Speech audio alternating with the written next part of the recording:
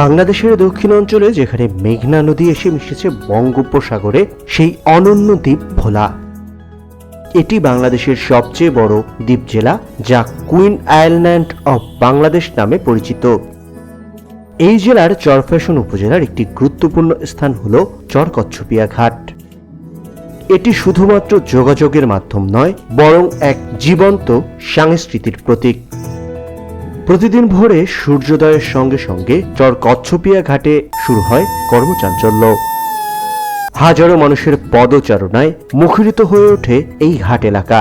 ভোলা ও পটুয়াখালী জেলার বেশ কিছু দুর্গম চর, বিশেষ করে ঢালচর, চরপাতিলা, চর কুকরিমুকরি, চরতারুয়া ও চরমন্তাজ যাওয়ার ট্রলার বা ছোট লঞ্চগুলো এই ঘাট থেকেই যাত্রা শুরু করে এবং ফিরে আসে।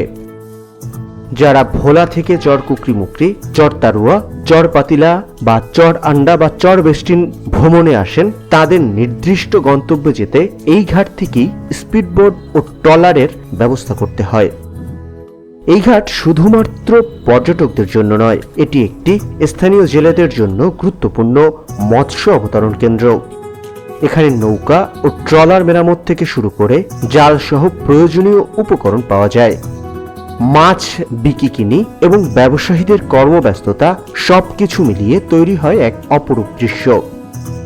প্রতিদিন ভোর থেকে সন্ধ্যা পর্যন্ত জেলেরা মাছ ধরায় ব্যস্ত থাকেন। তাদের জীবনযাত্রার এই ছবি শতাব্দীর পর শতাব্দী ধরে অপরিবর্তিত।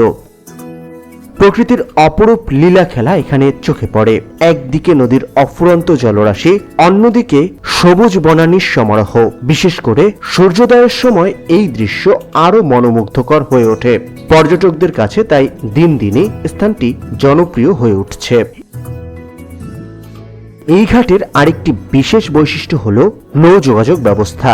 ছোট নৌকা থেকে শুরু করে বড় ট্রলার পর্যন্ত নানা ধরনের জলযান এখানে দেখা যায়, যা স্থানীয় অর্থনীতির মেরুদণ্ড হিসেবে কাজ করছে। সরকারি উদ্যোগে চর কচ্ছপিয়া ঘাটের তেমন কোনো উন্নয়ন এখনো চোখে পড়েনি। নদীর তীর সংরক্ষণ, পর্যটন সুবিধা বৃদ্ধি এবং যোগাযোগ ব্যবস্থার উন্নয়নে যদি প্রকল্প বাস্তবায়িত হয়, তাহলে স্থানটি আরো আকর্ষণীয় হয়ে উঠবে।